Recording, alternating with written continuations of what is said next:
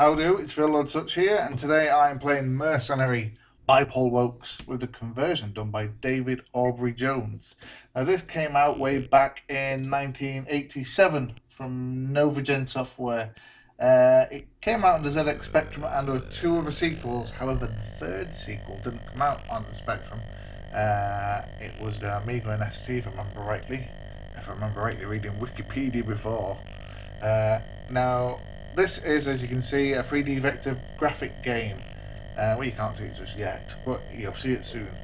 A 3D vector graphic game, and it runs quite well, as a matter of fact. You'll see it in a moment. You'll see how smooth it is. I won't spoil it. I'll let it crash land. It's going to crash land in a minute, you'll see. I have to say there's some good humour going on throughout this game. Here we go.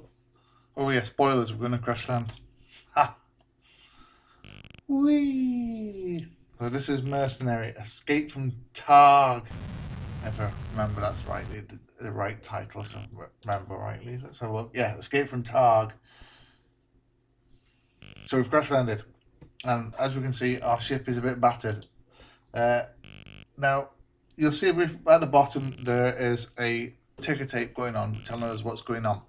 It's important to pay attention to that. It will tell us that there's an aircraft over there on a pad. Initially when I played this first, I didn't pay attention to that and I wandered around a bit stupid. I didn't have this game, just to let you know. I never had this game. I did see the images in your Sinclair. I was more of a freescape person with the solid images. So I've never played this game until started last night. Played around on it. Didn't get it initially. Went and read up a little bit on it. Watched a few YouTube videos. Then came back into it. Had a fly around. Still wasn't picking up on it. Though I did admire it. And then once I picked up the gist of it, I worked out a few things. So you're a mercenary. You've crash landed on this warring planet, and it's your job as a mercenary, a hired gun, to do jobs. Now you'll see when I start flying over some object rather than flying over grass, that what a dull view I've given you.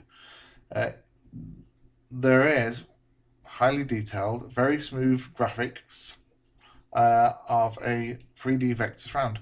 A ticker tape comes up along the bottom, and there's some humour riddled around that's telling you, there we go. We get a message that we need to go, there's a job.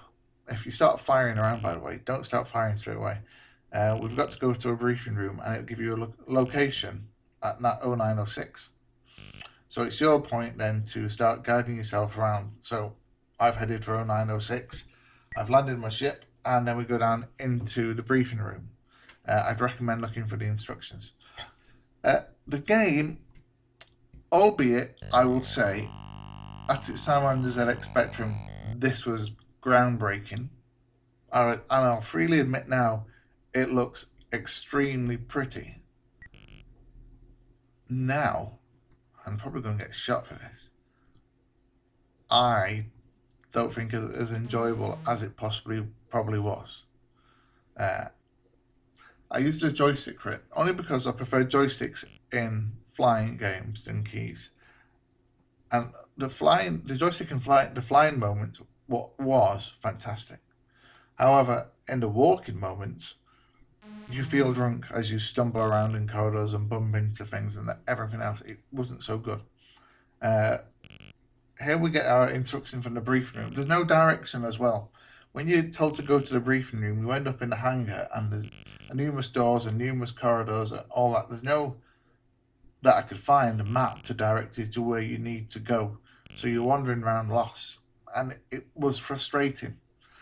So then you're told you need to go and find this job. And you take off. Like I say, on the Spectrum when it came out, this was quite possibly wow. And it was a crash smash. Or Sinclair loved it, etc, etc. But now, albeit it looks pretty and moves fantastic, I don't think it's kept well. So as you can see, we're flying across a bridge there. I really don't think it stood the test of time too well. I've still got to give it brownie points for what it is and how it looks and how it moves. But after we've played like Star Strike and Dark Star mainly, I would say.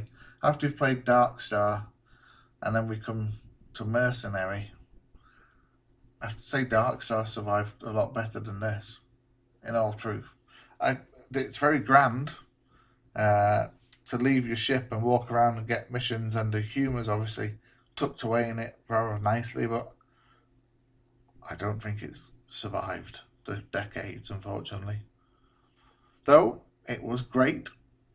It was great, but now I don't think it's that great anymore, which is a shame.